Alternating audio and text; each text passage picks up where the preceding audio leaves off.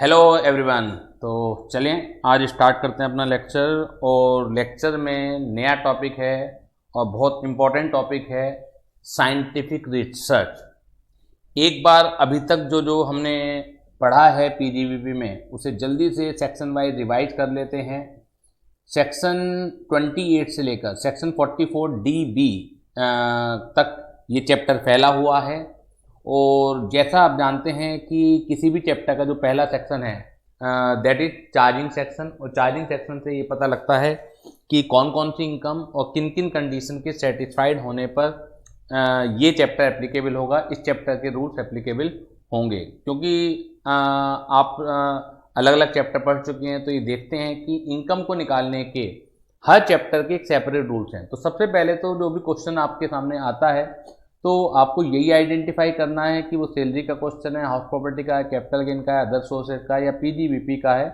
क्योंकि अगर ये आइडेंटिफिकेशन गलत हुआ तो रूल्स गलत लगेंगे और इनकम जो कैलकुलेट होकर आएगी वो गलत कैलकुलेट होकर आएगी। तो ये चीज़ पता लगती है चार्जिंग सेक्शन से। Section 28 is the charging section of the chapter PGBP. Section 29 जो है फॉर्मेट है how to calculate income under that PGBP. तो ये आपको अच्छी तरह रट ही गया होगा।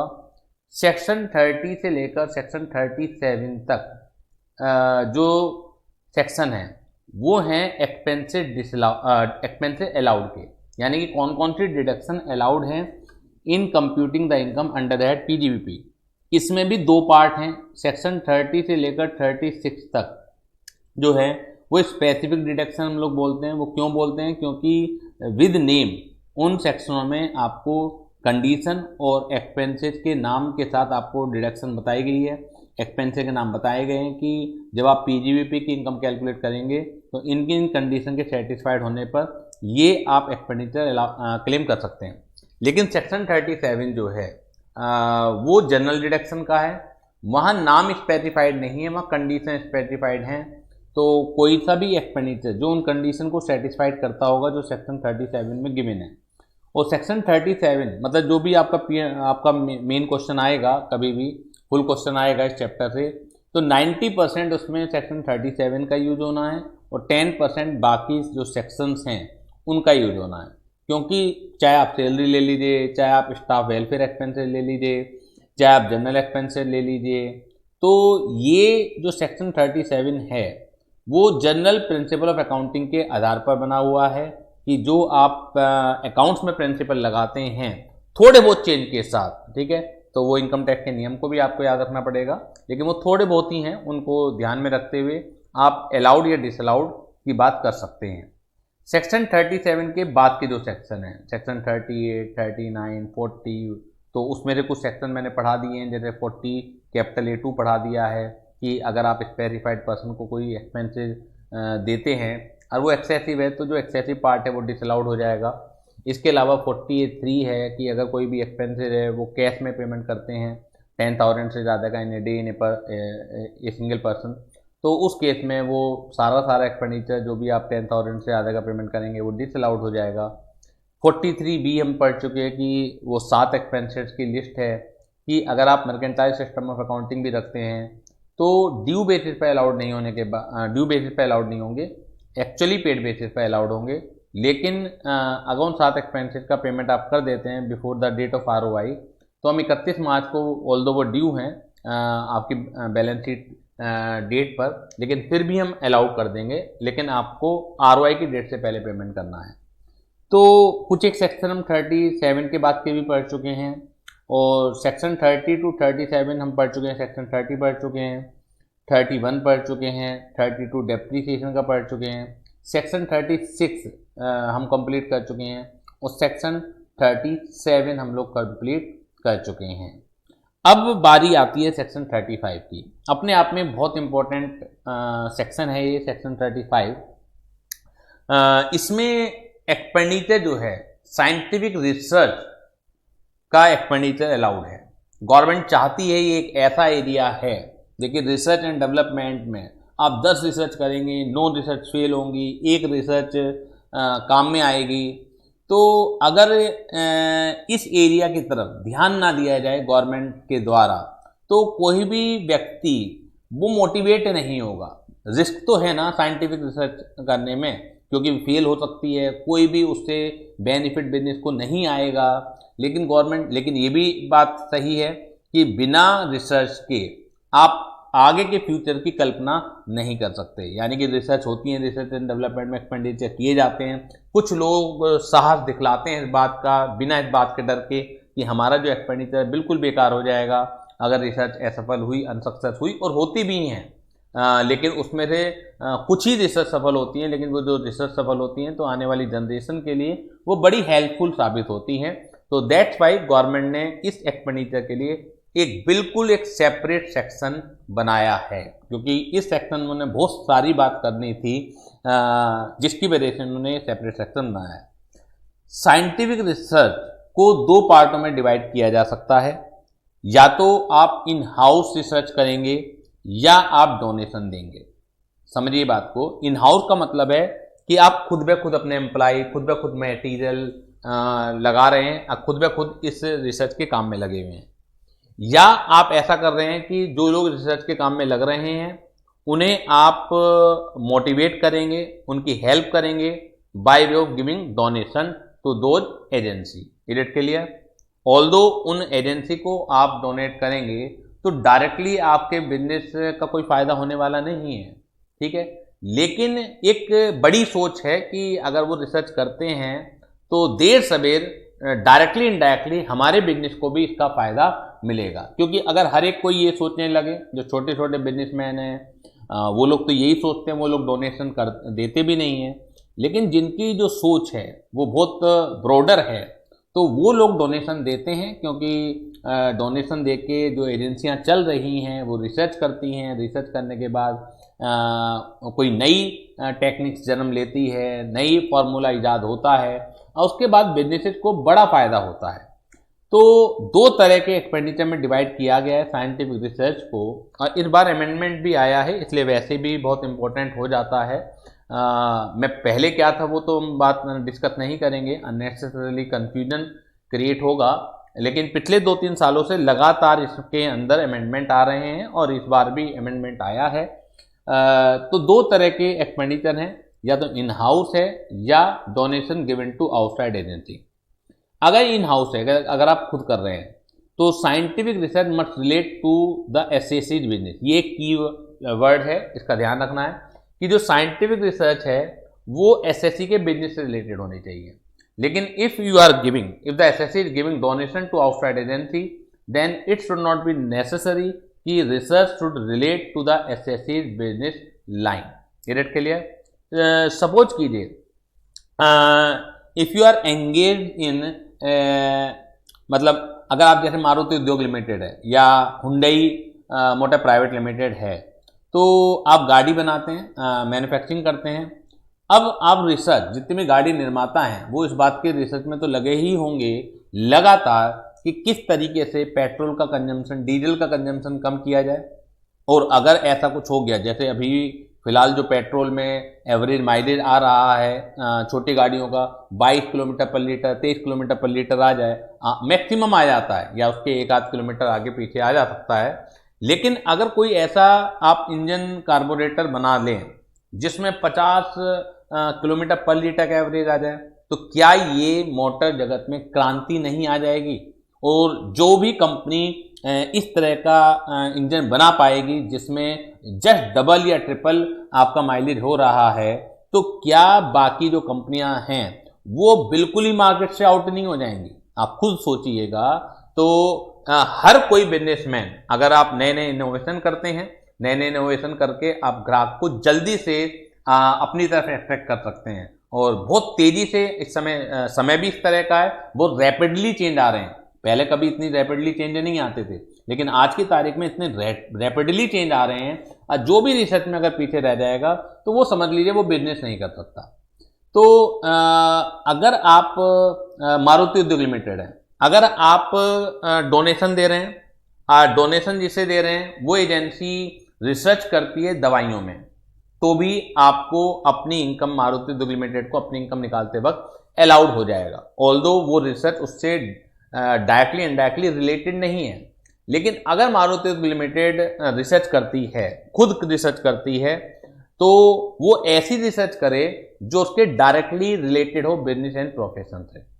अगर वो इनडायरेक्टली अगर वो एक ऐसी रिसर्च को अंजाम देती है जो उसके बिजनेस एंड प्रोफेशन से मिलती जुलती नहीं है, जो उसके बिजनेस प्रोफेशन में काम नहीं आएगी, तो इन हाउस रिसर्च का ऐसा एक्सपेंडिचर अलाउड नहीं होगा। सबसे पहले ये बताइए मुझे कि ये बात क्लियर है कि साइंटिफिक रिसर्च जो है वो दो पार्ट में डिवाइडेड है, या तो इन हाउस रिसर्च या आपका donation given to outside agency. अगर donation given to outside agency है तो whether research is related to the business और नॉट अलाउड हो जाएगा डोनेशन, और अगर इन हाउस रिसर्च है तो वो तभी अलाउड होगा यदि आपके बिजनेस प्रोफेशन से वो रिसर्च रिलेट करती है। और साइंटिफिक रिसर्च नाम जरूर साइंटिफिक रिसर्च है, लेकिन आप लोग पढ़ रहे हैं तो आपको पता होगा एवरी वर्ड इज डिफाइंड। तो scientific research is also defined under the income tax act, और डेफिनेशन देने की ज़्यादा जरूरत नहीं पड़ी मुझे, बिकॉज कभी पूछी नहीं जाती, लेकिन बता दूं मैं आपको कि ना केवल साइंटिफिक रिसर्च में शामिल होती है, बल्कि सोशल रिसर्च और स्टैटिस्टिकल रिसर्च भी इसमें शामिल होती हैं। सोशल बिहेवियर के ऊपर भी बहुत सारी एजेंसियां रिसर्च करती हैं। वो भी एक तरह से बिजनेस को अगर अपने हाथ में लेना है तो आपको लोग किस तरह की सिचुएशन में किस तरह का रिएक्शन देते हैं, आपको उनके माइंड को पढ़ना आना चाहिए, आपको उनके व्यवहार किस तरह से परिवर्तित होते हैं। किसी व्यक्ति बाइंग कैपेसिटी को अगर बढ़ाना है तो वो किस तरीके से प्रभावित होती है। तो ये सब जो रिसर्च है सोशल बिहेवियर के ऊपर, ये भी चलती रहती हैं। तो scientific research not include only scientific research, ठीक है ना, but include social research and include statistical research. तो तीनों के तीनों ही इसमें चीजें शामिल हैं। तो ये क्लियर हो गया आपका। तो सबसे पहला जो देखिएगा, scientific research must be carried on, scientific research must be carried on by the assessee relating to his business. ये चीज बहुत इंपॉर्टेंट है, relating to his business. In house research इसे कहेंगे, यानी कि आप ही ये रिसर्च को अंजाम दे रहे हैं। और by making payment to outside agency engage in scientific research work whether और not relating to his business, या आप पेमेंट कर रहे हैं आउटसाइड एजेंसी को जो कि साइंटिफिक रिसर्च में एंगेज हैं, और अगर आप पेमेंट कर रहे हैं तो ये आपसे नहीं पूछा जाएगा कि whether it is related to his business और नॉट। जल्दी से बताइए, इज इट क्लियर और नॉट। सबसे पहले हम बात करेंगे by making payment to outside agency को। एक चीज तो अंतर हमने कर ही ली है कि अगर आप इन हाउस रिसर्च करते हैं तो ऐसी रिसर्च होनी चाहिए जो आपके बिजनेस एंड प्रोफेशन को रिलेट करती हो, और अगर आप डोनेशन दे रहे हैं तो हम आपसे ये नहीं पूछेंगे कि वो आपके बिजनेस एंड प्रोफेशन रिलेट करती है या नहीं करती है। तो सबसे पहले हम बात करेंगे deduction on account of payment to outside agency. तो एक चार्ट मैंने बना रखा है, बड़ा सिंपल सा चार्ट है, देखा जाए इसकी भी अब जरूरत नहीं है। इस बार जो चेंजेज आए हैं, तो जितनी भी ब्रांचेज हम लोगों ने बना रखी हैं, पहले किसी ब्रांच में 200% डिडक्शन अलाउड हुआ करती थी, इसे कहते हैं वेटेड डिडक्शन। वेटेड का मतलब होता है कि if you are giving donation of ₹10,000 तो not only 10,000 is allowed but something extra, कुछ वेट दिया जाएगा। कहीं 125% थी, कहीं 150% थी, कहीं 200% थी। तो पिछले 4-5 साल से लगातार इसमें चेंज आ रहे थे। इस सेक्शन में लगातार वेटेड डिडक्शन को कम किया जा रहा था, और अब बिल्कुल वेटेड को खत्म कर दिया गया है। किसी भी तरह की ब्रांच है, अगर आप डोनेशन दे रहे हैं तो 100% डिडक्शन अलाउड है। If you are giving donation 1 crore then you can debit 1 crore in the profit and loss account. तो इजी हो गया है। अगर आप देखें, पहले हमें अलग अलग कॉन्सेप्ट अलग अलग जगह अलग अलग याद करने पड़ते थे। तो इतना जरूर ध्यान रखिएगा, contribution to outsider approved research association होनी चाहिए, या अप्रूव्ड इंस्टीट्यूट होना चाहिए, या अप्रूव्ड कॉलेज होना चाहिए, या यूनिवर्सिटी होनी चाहिए।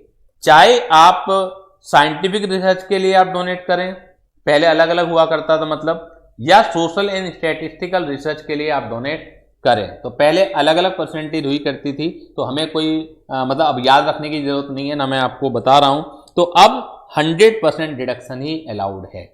अगर किसी आप अप्रूव्ड इंस्टीट्यूशन को कर रहे हैं, अगर आप किसी अप्रूव्ड कॉलेज को कर रहे हैं, अगर आप किसी अप्रूव्ड रिसर्च एसोसिएशन को कर रहे हैं donation, whether you are giving donation for scientific research और whether you are giving donation to social science research और स्टैटिस्टिकल रिसर्च, तो you are allowed 100% deduction of the donation given. ये rate clear, जल्दी से बताइएगा। अनअप्रूव्ड अगर आ जाता है वहां पर तो फिर डिडक्शन नहीं मिलेगी। कुछ नाम से डिडक्शन थी, जैसे IIT, ठीक है, जैसे हमने कह दिया टू अप्रूव्ड कॉलेज, तो लाखों कॉलेज हैं पूरे इंडिया में, तो कहां कहां तक नाम देंगे, तो लिख दिया कि अप्रूव्ड, लेकिन IIT कुछ चुनिंदा है, ठीक है, तो IIT अगर नाम से आ जाता था तो डिडक्शन मिलेगी। इसके अलावा नेशनल लेबोरेटरी है, तो यहां पर भी क्या मिलेगी, 100% डिडक्शन मिलेगी। पहले ये जो हुआ करता था अलग परसेंटेज हुआ करती थी, इसलिए चार्ट में अलग है।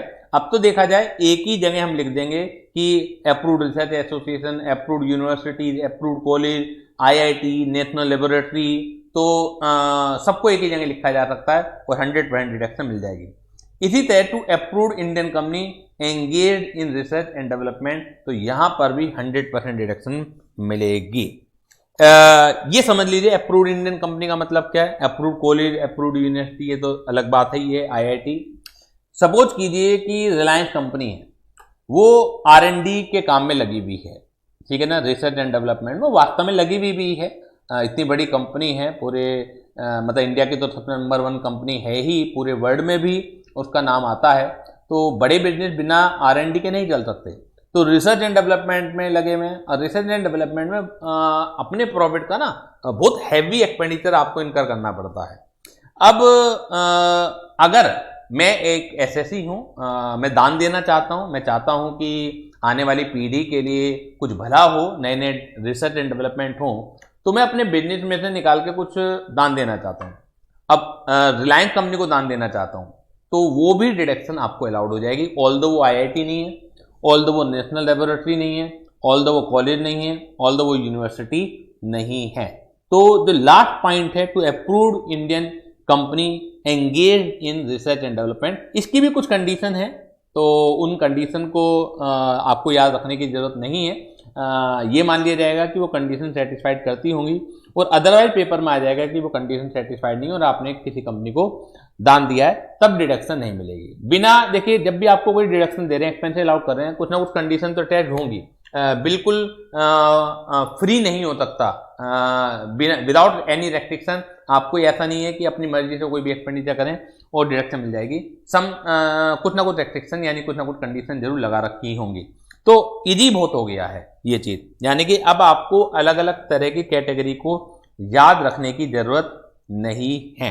ये रेट के लिए एक इस बात से एक नया जो टैक्स रिजिम आया है 115 BAC, तो उसकी वजह से एक तरीके से बैकडोर मतलब जो गवर्नमेंट ने खेल खेला है, एक तरफ से तो उन्हें बहुत एक काल्पनिक दुनिया दिखला दी, एक सुंदर सा टैक्स स्ट्रक्चर दिखला दिया गवर्नमेंट ने कि देखिए हमने आपके लिए कितनी रियायतें लेके आए हैं, यानी कि शुरू के 2.5 लाख रुपए तक की इनकम एग्जेम्प्ट हो जाती है 115 BAC में, वो वैसे भी हो जाती है।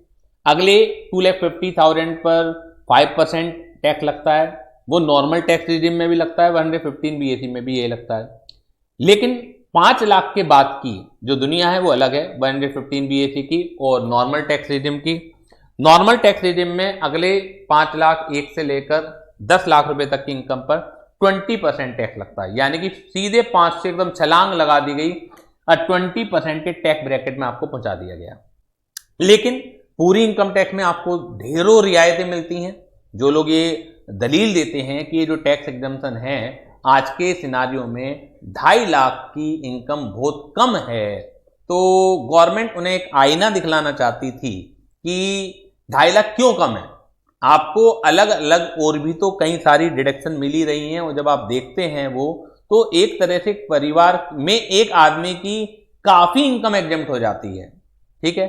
लेकिन लोग बाग इससे खुशी नहीं थे, लगातार गवर्नमेंट से शिकायत करते थे, तो गवर्नमेंट ने कहा कोई बात नहीं, हम आपको डायरेक्ट एग्जम्पशन देते हैं, 115 लिया है, 115 BAC वो लिया है, और कह दिया कि हम 5% से सीधे 20% पर नहीं पहुंचेंगे एकदम, यानी कि 5 लाख एक से लेकर 7.5 लाख तक हम 10% लगाएंगे, 7.5 लाख रुपए से लेकर 10 लाख तक हम 15% लगाएंगे। इस तरह से 2.5 लाख रुपए का ब्रैकेट बढ़ता चला गया और 5% आपका स्लैब बढ़ता चला गया। अब आप खुश हैं, एकदम हम 5% से 20% पर नहीं आए, अब तो आप खुश होंगे। लेकिन हम जो अलग अलग जगह आपको रियायतें देते थे वो छीनेंगे भी। आपने अलग अलग चैप्टर में पढ़ी हैं, सैलरी में भी पढ़ा है आपने, हाउस प्रॉपर्टी में एक रियायत छीनी है, कैपिटल गेन में कोई रियायत नहीं छीनी है, पीजीबीपी में चल ही रहा है आपका कि क्या क्या रियायतें छीनी गई है, जैसे एडिशनल डेप्रिसिएशन की डिडक्शन नहीं मिलती थी आपको, जो बैकवर्ड एरिया वगैरह में लगी हुई थी जो 35% थी। इसी तरीके से अगर आप 115 BAC ऑप्ट करते हैं तो जो कंट्रीब्यूशन के रूप में आपको साइंटिफिक रिसर्च की डिडक्शन मिलती है, यानी कि जब आप दान देते हैं, अभी मैं इन हाउस की बात नहीं कर रहा हूं, जब आप दान देते हैं साइंटिफिक रिसर्च के लिए तो उस केस में उस एसएससी को डिडक्शन नहीं मिलेगी। अगर वो इंडिविजुअल या एचयूएफ पे 115 BAC लगता ही इन दोनों लोगों के ऊपर है, तो if you are an individual और HUF opt to be taxed under Section 115 BAC, he it shall not be entitled to any deduction of contribution। In house की बात नहीं कर रहा हूं, इन हाउस की deduction even you are claiming, if you are paying tax under section 115 BAC, still you can claim deduction for scientific research जो कि आपकी इन हाउस होगी। जल्दी से बताइए मुझे क्लियर है या नहीं है, जल्दी से मुझे बता दीजिए। फिर हम आते हैं इन हाउस रिसर्च एंड डेवलपमेंट के लिए, वो साइंटिफिक रिसर्च, और ऑब्वियसली बात है scientific research not include only scientific research but also include statistical research and also include social behaviour, social science research. Is it clear to all of you? Good. Meenakshi, is it clear? Meenakshi जल्दी बताइएगा कि clear है या नहीं है।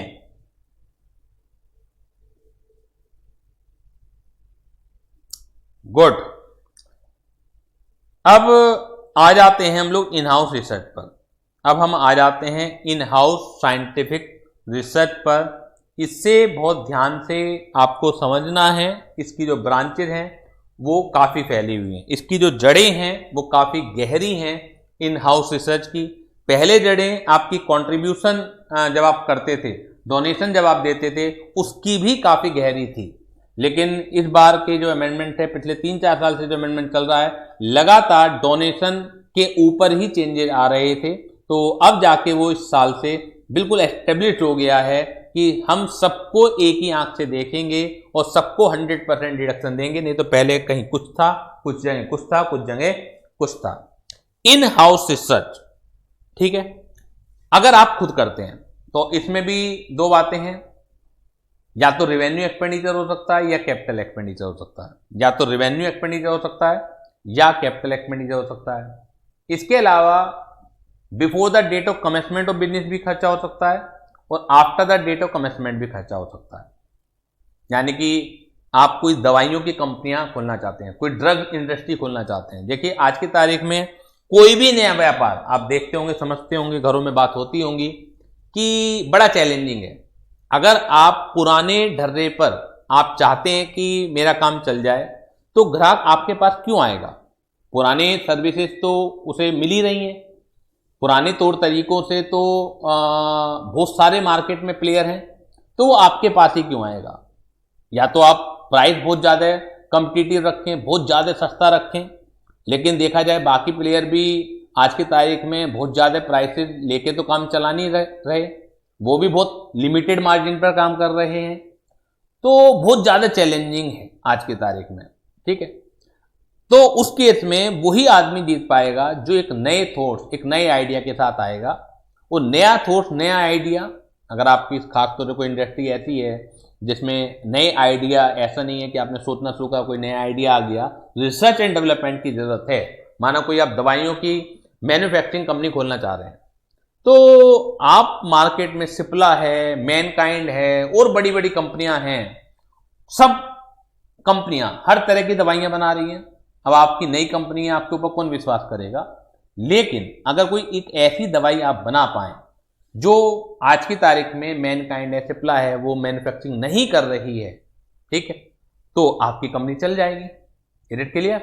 तो आप R&D के काम में लगे हुए हैं कि डायरेक्ट ऐसा नहीं है कि सीधे कंपनी खोल ली और बाद में पता लगा कि आपकी कंपनी चली नहीं है, काफ़ी हैवी नुकसान हो जाएगा। तो क्यों ना इससे पहले, कंपनी खोलने से पहले, बिजनेस को शुरू करने से पहले, क्यों ना हम कोई एक नए आइडिया जन्म दें और उससे पहले नए आइडिया के लिए हम R&D कर लें, उसमें फिर भी एक लिमिटेड खर्चा है।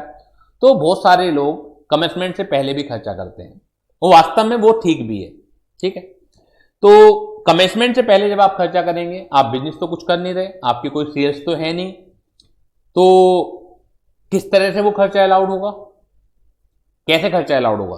खर्चा तो तभी अलाउड होगा ना कोई सा भी, जो आप अगर आप business and profession during the year कर रहे हैं, तो गवर्नमेंट ने कहा कि before the commencement of business भी हम खर्चा अलाउड करेंगे, लेकिन पहले नहीं, वो करेंगे उस साल के P&L में जिस साल से आप बिजनेस स्टार्ट करना शुरू करते हैं। आप उसे एक्यूमुलेट कर लीजिए खर्चे को, आपका बर्बाद नहीं जाएगा। हाँ, अगर रिसर्च ही फेल हो गई, आपने कभी बिजनेस शुरू ही नहीं करा, तो वो खर्चा डेड लॉस है आपका। गवर्नमेंट अपनी तरफ से तो आपकी जेब भरेगी नहीं कि आप बहुत अच्छे काम में लगे हुए थे, इससे बढ़िया तो गवर्नमेंट खुद ही कर लेती फिर R&D, अगर उस नुकसान को भी उसे भरपाई करनी है तो आप अपने रिस्क पे कीजिए। लेकिन ये बात पक्की है कि जब भी आपका बिजनेस शुरू होगा, अगर आपकी रिसर्च सफल हो जाती है और बिजनेस शुरू करते हैं आप, तो पुराने खर्चे की भी डिडक्शन मिल जाएगी। तो खर्चे दो तरीके के हैं इन हाउस में, before the commencement of business भी है खर्चा, और after the commencement of business भी एक्सपेंडिचर है। इट के लिए before the commencement of business कितने साल का अलाउड होगा? क्या इनफाइनाइट ईयर तक का अलाउड होगा? 4 साल से आप रिसर्च में ही लगे हुए हैं, 5 साल से आप रिसर्च में लगे हुए हैं, तो गवर्नमेंट ने इस चीज के ऊपर क्लैरिफाई कर दिया कि before the commencement of business जो है वो हम within 3 year from the date, within 3 year prior to the date of commencement of business का खर्चा ही हम अलाउ करेंगे। डेट से डेट है ये, यानी कि जिस डेट को भी आपका बिजनेस प्रोफेशन स्टार्ट होता है उस डेट से जस्ट 3 ईयर्स बैक से आप ले लीजिए, और जो आप उस 3 साल के अंदर एक्सपेंडिचर करते हैं हम वो अलाउड कर देंगे, उस साल अलाउड कर देंगे जिस साल आपका बिजनेस प्रोफेशन स्टार्ट होगा, इकट्ठा अलाउड कर देंगे। अब सर 2 तरीके के खर्चे होते हैं, या तो खर्चा होगा रेवेन्यू या एक्सपेंडिचर होगा कैपिटल। इट के लिए या तो एक्सपेंडिचर होगा रेवेन्यू या एक्सपेंडिचर होगा आपका कैपिटल, दोनों तरह के ही खर्चे अलाउड हैं। लेकिन सुन लीजिए आप, रेवेन्यू जो before the date of commencement है उसके लिए रूल है अलग, जो before the date of commencement of business है उसके लिए रूल है अलग, और जो after the date of commencement है उसके लिए रूल है अलग। जो before the date of commencement है विद इन 3 ईयर्स, 3 ईयर्स को जो याद रखेगा, तो केवल 2 ही खर्चे अलाउड हैं रेवेन्यू के नेचर के।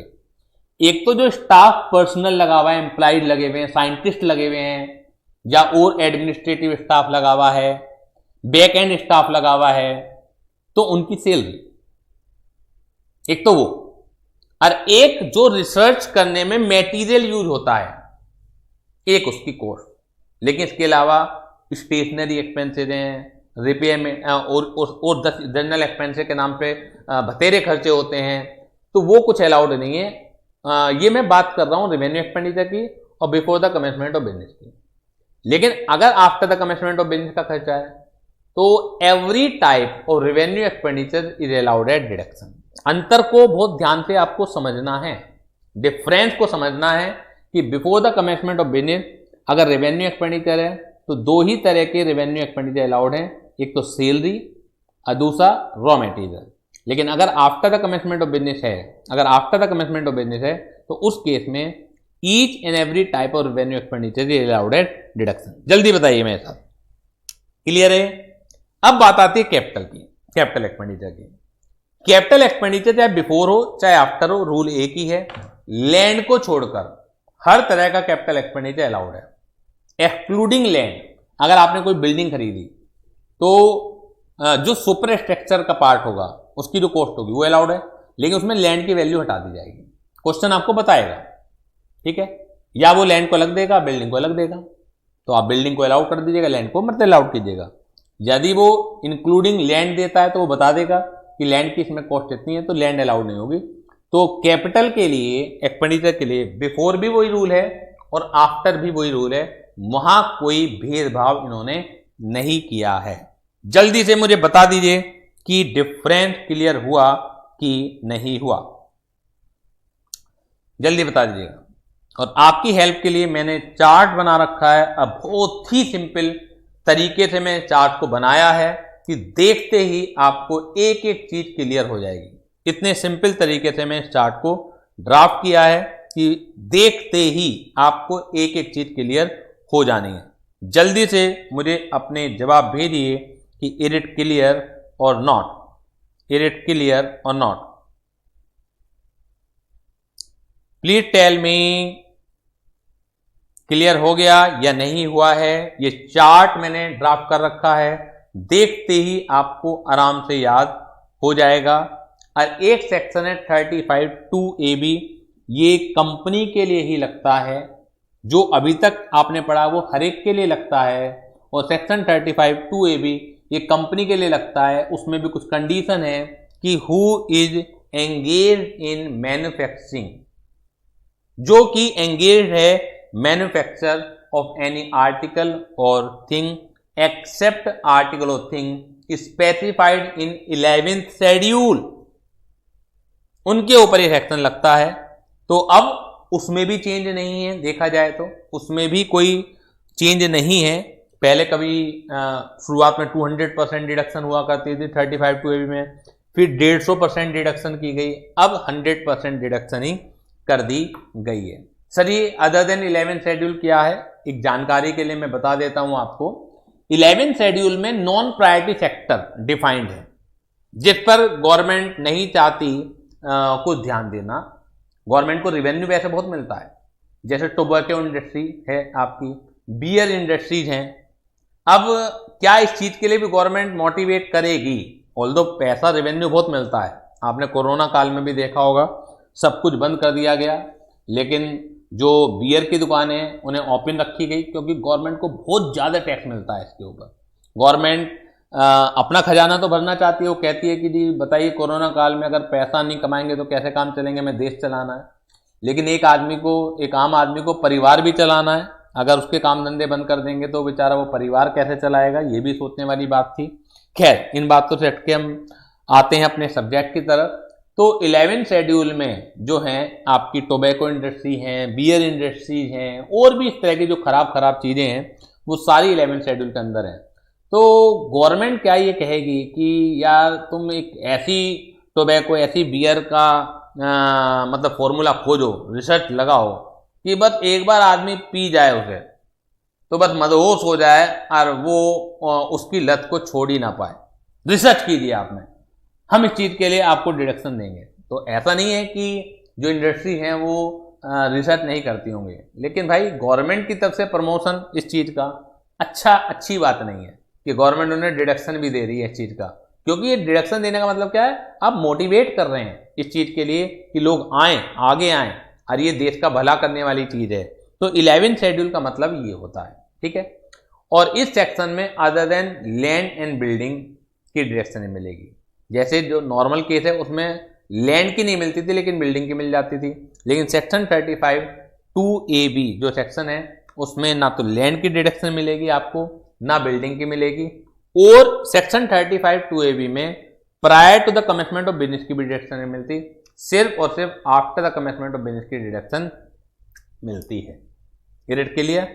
तो deduction on in house research and development to a company asset in certain cases, a deduction weighted, अब बात हट गई, of 100% will be allowed to a company which is engage in any business of manufacture और business of production of any article और thing not being article specified in the list of 11th schedule of the income tax act and which has incurred revenue and capital expenditure except on land and building after commencement of business, यानी कि before commencement of business इसे deduction नहीं मिलेगी section 35(2)AB के अंदर।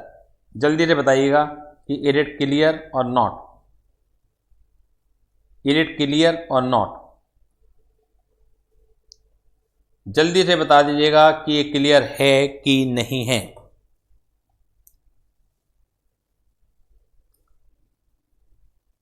अब बात आती है, जब आप इन हाउस रिसर्च की बात कर रहे हैं, कैपिटल एक्सपेंडिचर की डिडक्शन भी दे दिया आपने, तो हो सकता है कि आपकी रिसर्च अब कंप्लीट हो गई हो, वो जो कैपिटल एसेट है आप उसे बेचें।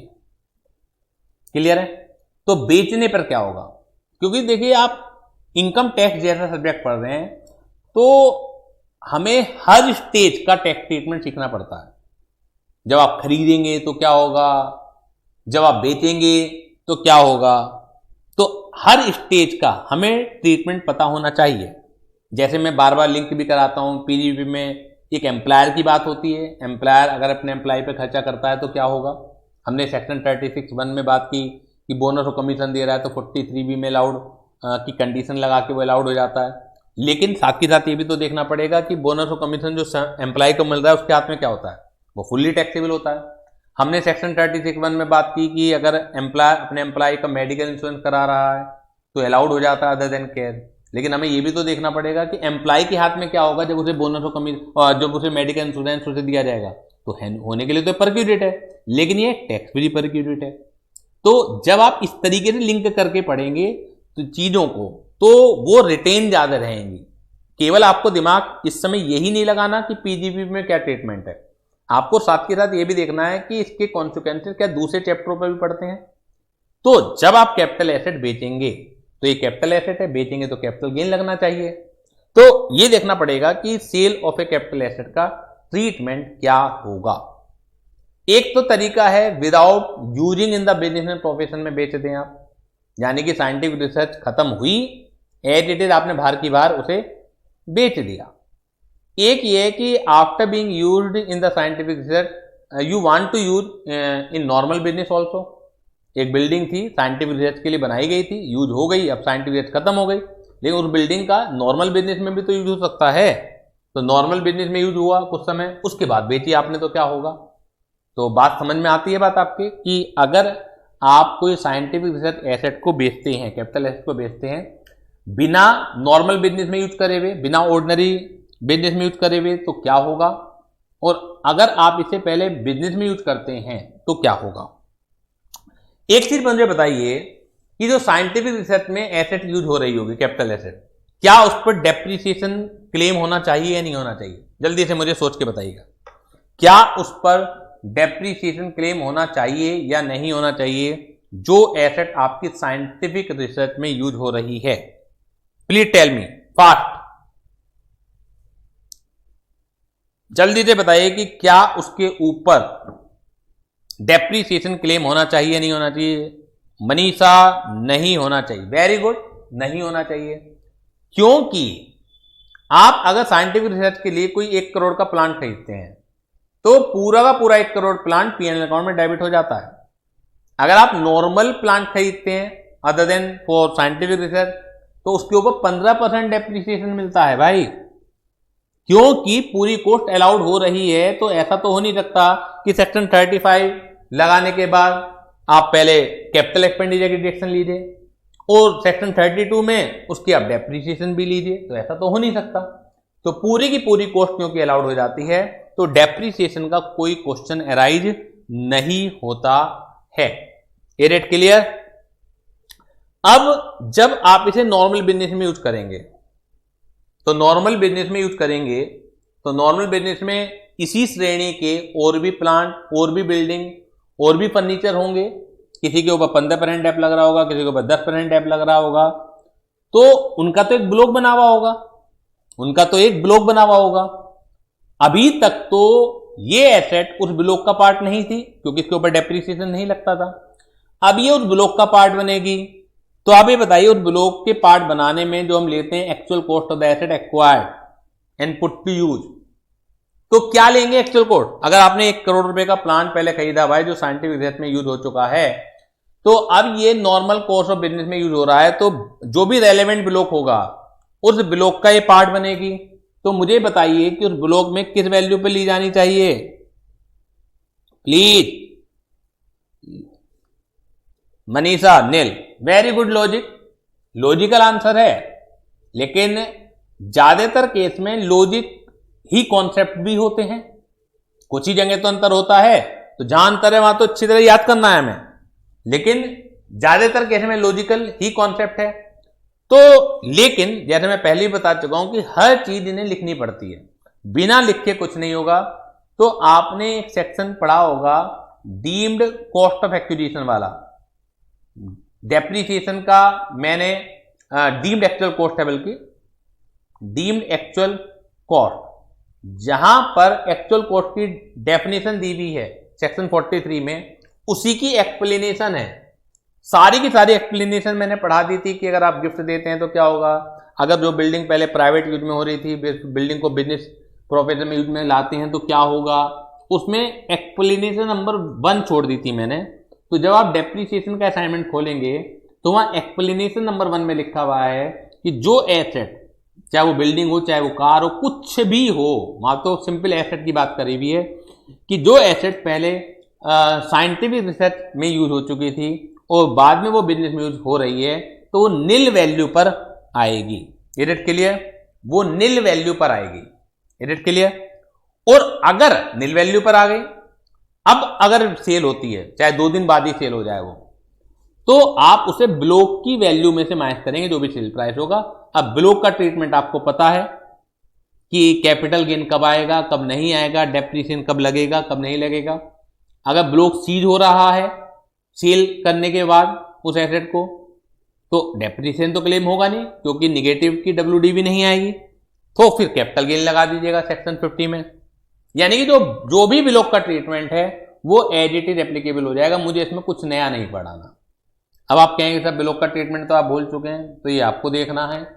अब यहां पर जो 6 क्लास वहां लगी थी डेप्रीसिएशन में, 6 क्लास दोबारा तो नहीं लगाई जा सकती, तो वो आप रिवाइज कीजिए, उस चीज को दिमाग में रखिए और लिंक कीजिए इस चीज को कि जो भी ब्लॉक का ट्रीटमेंट है, यहां तो मैं क्वेश्चन कराऊंगा उससे भी आपको हो सकता है रिवाइज हो जाए। तो जब ये ब्लॉक में जोड़ी जाएगी तो नील वैल्यू पर जोड़ी जाएगी, और जब सेल की जाएगी तो जो भी ब्लॉक का ट्रीटमेंट है वो लगा दीजिए। लेकिन अगर ये साइंटिफिक रिसर्च एसेट सेल होती है without being used in for business, तो एक कॉन्सेप्ट अपने पूरे इनकम टैक्स के लिए बना लीजिए।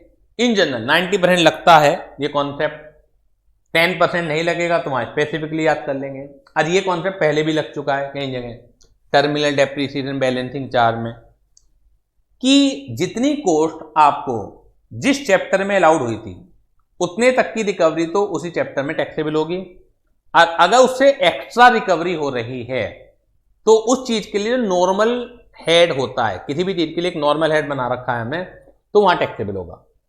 जैसे आप प्लांट बेच रहे हैं, कैपिटल एसेट है, बिल्डिंग बेच रहे हैं जो एसेट साइंटिफिक रेट में यूज हो चुकी है without being used in the business, आप बेच रहे हैं एज इट इज, तो कैपिटल एसेट को बेचने के लिए चैप्टर क्या है, कैपिटल गेन है, लेकिन डायरेक्टली कैपिटल गेन नहीं लगेगा इसके ऊपर। माना आपने 1 करोड़ का प्लान खरीदा था, बिजनेस में यूज करा, सॉरी बिजनेस में यूज, साइंटिफिक रेट में यूज करा तो जब तक तो कुछ नहीं होगा, ठीक है। केवल आपने जिस साल खरीदा होगा उस साल कैपिटल एक्सपेंडिचर पूरा 1 करोड़ अलाउड हो गया होगा। अब आप इसे बेच देते हैं बिना बिजनेस में यूज करे हुए, तो देखना चाहिए कि सीधे कैपिटल गेन अट्रैक्ट होना चाहिए, लेकिन नहीं लगेगा। अगर ये 70 लाख के सेल होता है तो क्योंकि 1 करोड़ रुपए की डिडक्शन आपको पीजीवीपी हेड में मिली थी, तो जो जब भी 70 लाख का सेल होगा, sale of scientific asset, 70 lakh रुपए बाई में लिखेंगे, by sale of plant used in scientific research, लिखना चाहें लिख दीजिए, तो 70 लाख रुपए पीएनएल अकाउंट में क्रेडिट होगा। 90 लाख का सेल होता है, 90 लाख भी पीएनएल अकाउंट में क्रेडिट होगा। अगर 1 करोड़ 10 लाख रुपए का सेल होता है तो 1 करोड़ जो है पीएनएल अकाउंट में क्रेडिट होगा, और बाकी जो जाएगा वो जाएगा कैपिटल गेन में। लॉन्ग टर्म शॉर्ट टर्म दोनों हो सकता है इसमें, क्योंकि डेप्रीसिएबल एसेट नहीं है। ध्यान दीजिए, छोटे छोटे कॉन्सेप्ट यहां पर बच्चे हिल जाते हैं। जो डेप्रीसिएबल एसेट है उन पर लॉन्ग टर्म नहीं होता, उन पर सिर्फ शॉर्ट टर्म होता है। लेकिन डेप्रीसिएबल एसेट वो होती है जिस पर कभी आपने डेप क्लेम किया हो। अगर ये पहले ब्लॉक का पार्ट बनती अब के बाद सेल होती तो हमेशा शॉर्ट टर्म आता, क्योंकि ब्लॉक का पार्ट बन चुकी है। लेकिन जो मेरा क्वेश्चन है यहाँ पे कभी ब्लॉक का पार्ट बनी ही नहीं है, तो शॉर्ट टर्म नहीं आएगा, लॉन्ग टर्म या शॉर्ट टर्म दोनों हो सकता है। और अगर इंडेक्सेशन की जरूरत पड़ी लॉन्ग टर्म में तो इंडेक्सेशन भी होगा। It clear? जल्दी से बता दीजिए क्लियर है कि नहीं है। अब पढ़ लेते हैं, अब क्वेश्चन कर लेते हैं। Sale of an asset used for scientific research sold without having been used for other purpose. अगर आप इसे बिना अदर पर्पज के यूज किए हुए बेचते हैं तो बिजनेस इनकम क्या आएगी? लोअर ऑफ कॉस्ट और सेल प्राइस। ये तो आ जाएगी बिजनेस इनकम, यानी कि कॉस्ट थी 1 करोड़, सेल प्राइस 70 लाख है, तो 1 करोड़ या 70 लाख जो भी कम है, 70 लाख बिजनेस इनकम आ गई।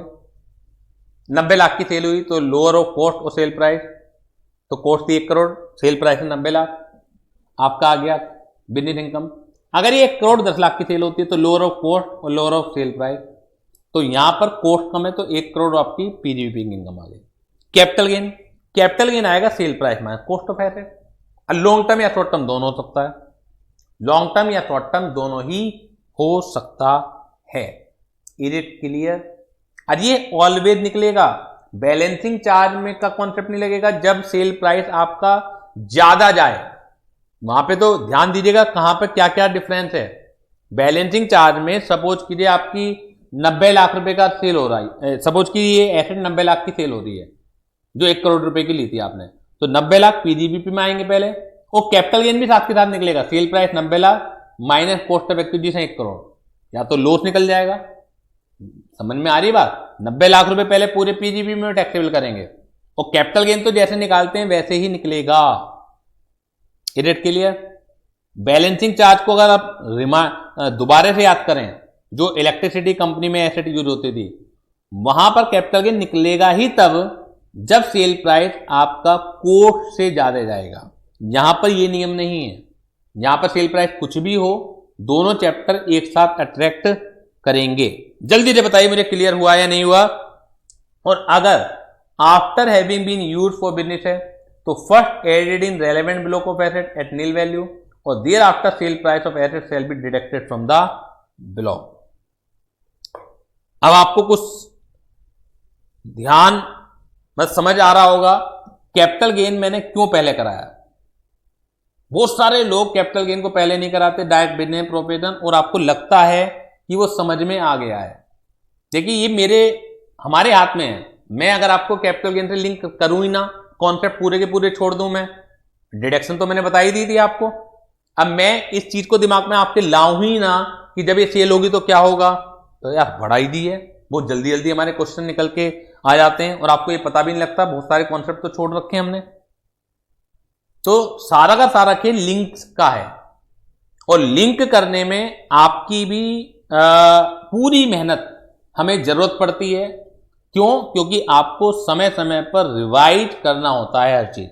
अगर आप चैप्टर को छोड़ के बैठेंगे, माना किसी को कैपिटल गेन पता ही नहीं है, अब मैं क्या पढ़ा रहा हूं क्या कर रहा हूं कुछ समझ में नहीं आएगा, बिल्कुल सफेद हो जाएगा, बिल्कुल सफेद हो जाएगा। दूसरा तरीका है कि मैं इसे छोड़ ही दूं, बिल्कुल कॉन्सेप्ट को ही गायब कर दूं, तो वो तरीका बेटर नहीं है, वो तरीका बेटर नहीं है। जल्दी से बता दीजिए क्लियर हुआ या नहीं हुआ। फिर ये एक इलस्ट्रेशन है, ये इलस्ट्रेशन आप कीजिए पहले और उसके बाद मैं इसे चेक कराता हूं। सॉल्यूशन भी नीचे दिया हुआ है, लेकिन बिना सॉल्यूशन देखे हुए स्क्रीन से ही आप देखिएगा, तो बिना सॉल्यूशन देखे हुए आप इस क्वेश्चन को पहले ट्राई कीजिए। 5 मिनट का मैं समय दे रहा हूं।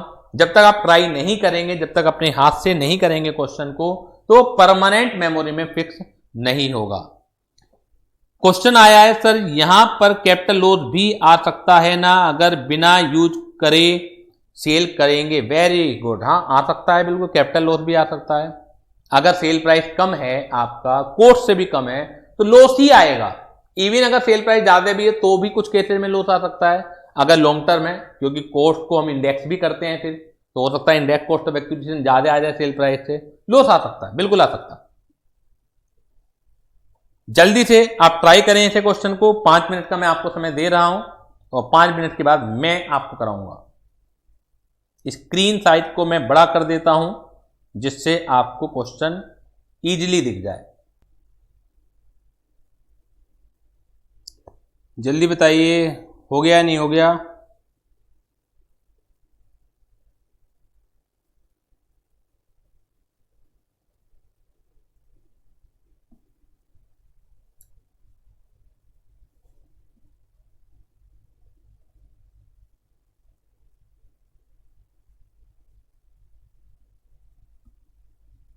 ये सॉल्यूशन है आपका।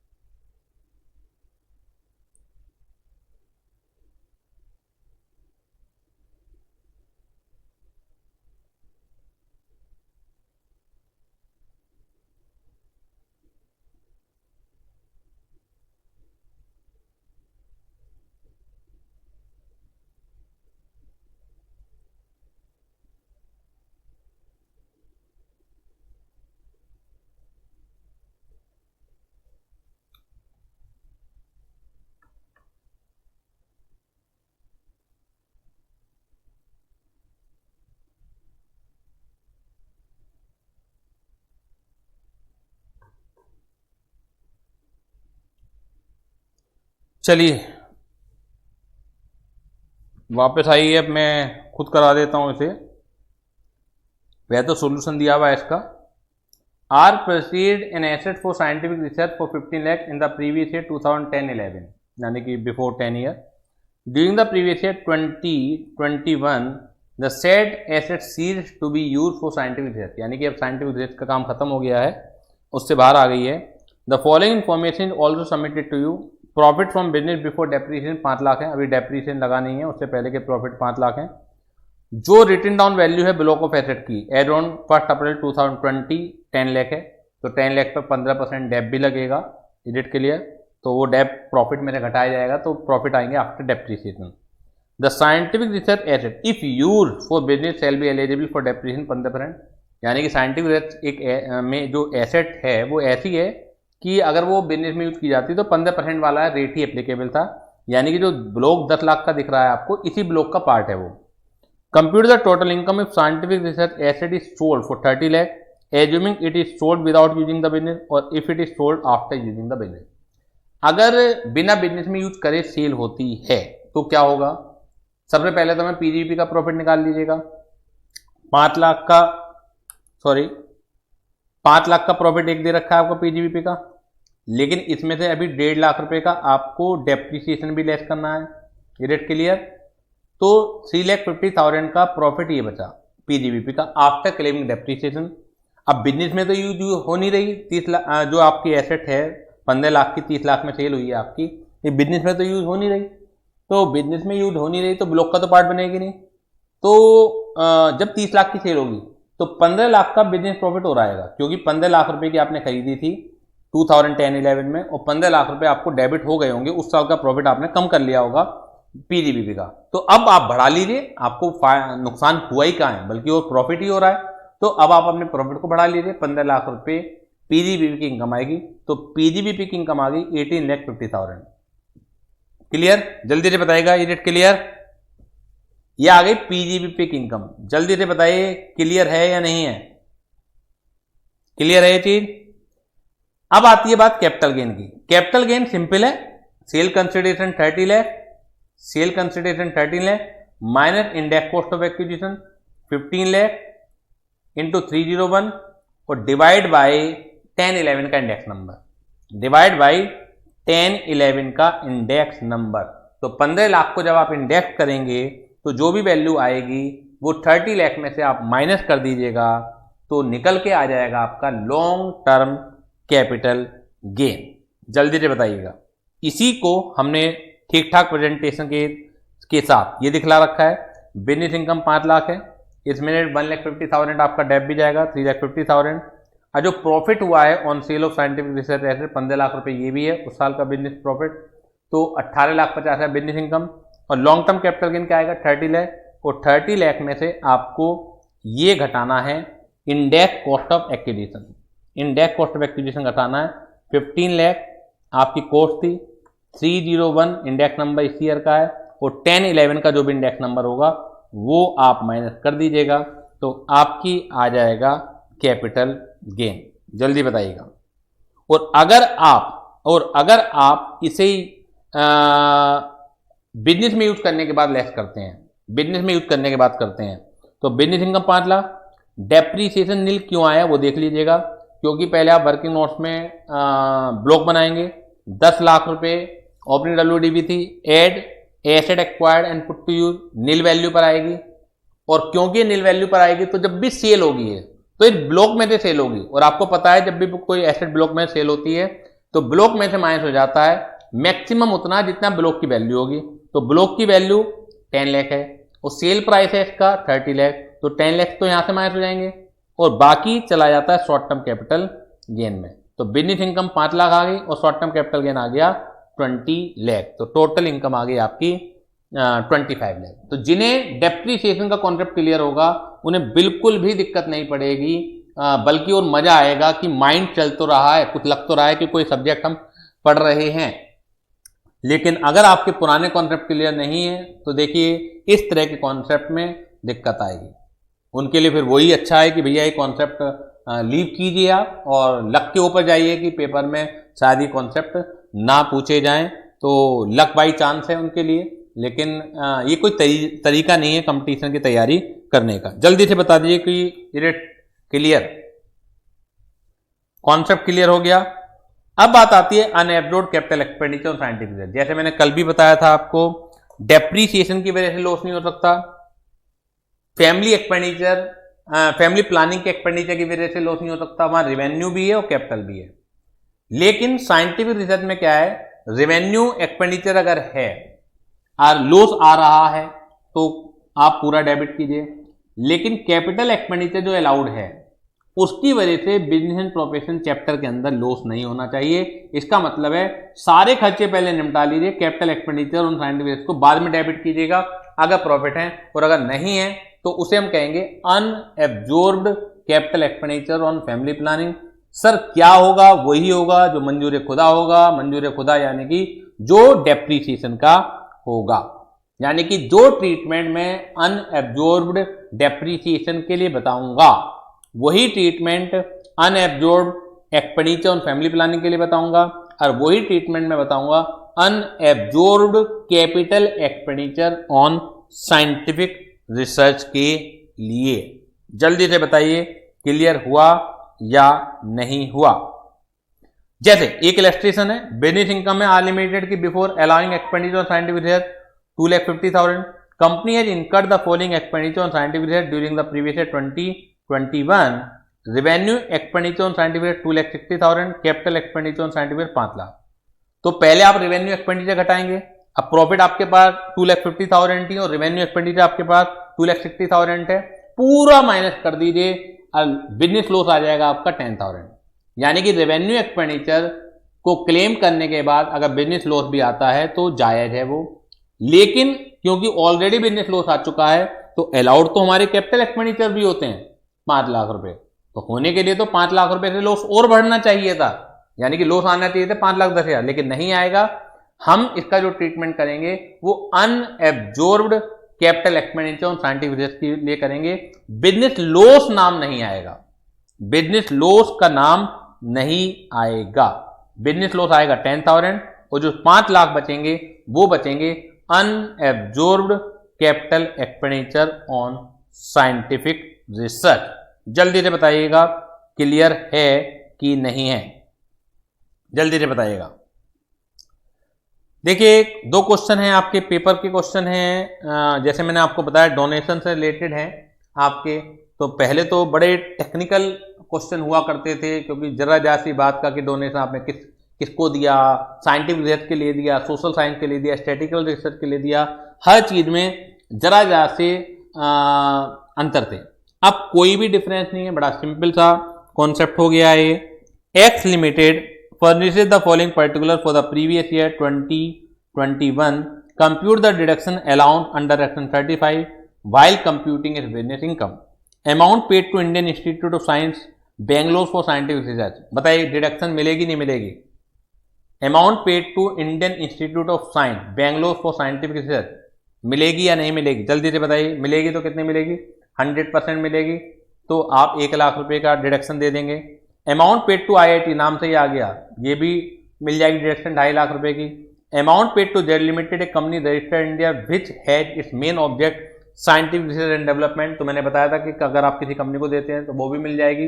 अप्रूव्ड होना चाहिए, अगर यहाँ अनअप्रूव्ड आ जाता है या लिखा हुआ जाता है कि कंडीशन सेटिस्फाइड नहीं है तो नहीं मिलती, तो यहाँ पे भी मिलेगी 4 लाख की। Expenditure incurred on in house research and development facility approved by the prescribed authority.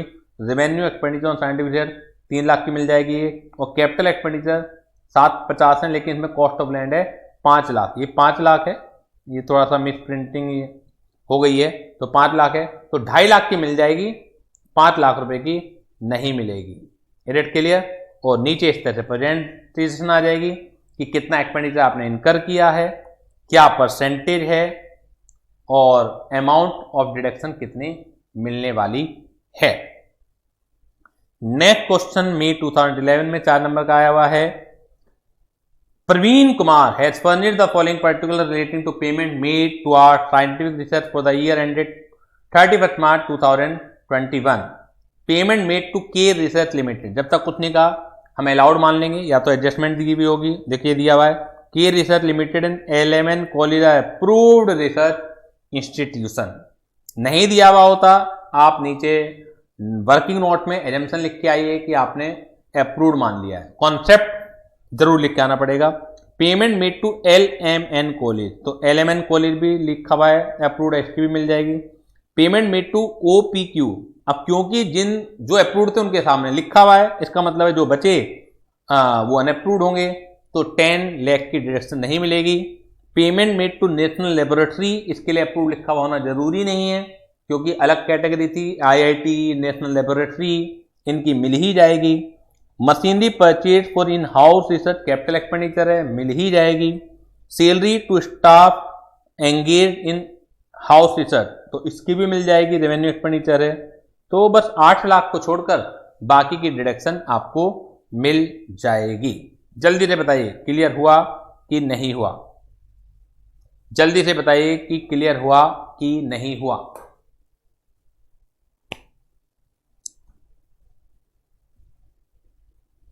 Is it clear to all of you? Very good, very good. तो काफी बड़ा सेक्शन था ये, जिसे आज हमने फिनिश कर लिया है। तो इसे घर पे 1-2 बार रिवाइज आज ही कर लीजिएगा, फिर 1-1 हफ्ते बाद रिवाइज कर लीजिएगा। रिवीजन तो पुराने चैप्टरों का भी जरूरी है, मैं बार बार रिपीट कर रहा हूँ आपसे, नहीं तो भूल जाएंगे और फिर जितनी भी हमने मेहनत करी है वो बेकार हो जाएगी। तो समय रहते हुए अगर आप रिवाइज कर लें तो जो मेहनत हमने करी है वो काम में आएगी, क्योंकि पेपर अब नज़दीक है। तो इसी के साथ आज की क्लास से हम लोग विदा लेते हैं। कल की क्लास में मिलेंगे, तब तक के लिए bye bye, thank you very much.